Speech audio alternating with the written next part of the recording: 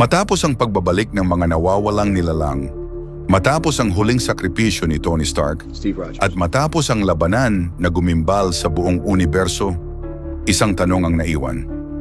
Nasaan na si Captain America? Alam nating bumalik si Steve Rogers upang isauli ang mga Infinity Stones sa kani-kanilang timeline. Ngunit sa halip na bumalik bilang batang mandirigma, bumalik siyang isang matandang lalaki, tahimik, payapa, tila tapos na sa kanyang misyon. Ano ang nangyari sa mga panahong yon? Ilang dekada ang lumipas para sa kanya. Sa isang iglap lamang sa atin, ayon sa time travel theory ng MCU, ang pagbabalik sa nakaraan ay lumilikha ng bagong sangay ng realidad. Kaya't kung si Steve ay namuhay kasama si Peggy Carter sa ibang timeline, paano siya bumalik sa pangunahing timeline upang ibigay ang kanyang kalasag? May mga naniniwalang may tulong siyang natanggap. Isa raw siyang variant, pinayagang tumawid ng TVA, ang Time Variance Authority. Pero, bakit siya pinayagan?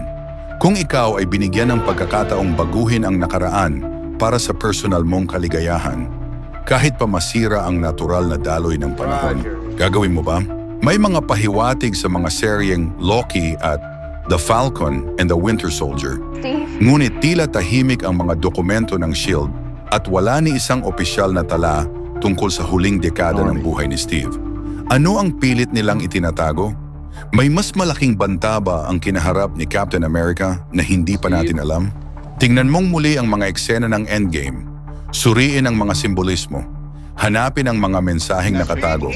Maaaring may mga sagot na matagal nang inilaan, ngunit hindi natin napansin. Sa multiverse saga, may mga umuugong na balitang babalik si Steve Rogers. Hindi bilang bayani kundi bilang isang bantay, isang tagapagmasid, o isang nilalang na nawalan ng pagkatao. Ilang Kapitan America ang umiiral sa iba't ibang mundo at alin sa kanila ang ating orihinal.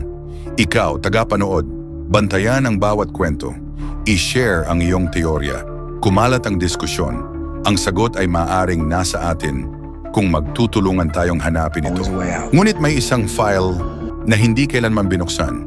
May isang coordinates na hindi pa nararating ng kahit sinong Avenger.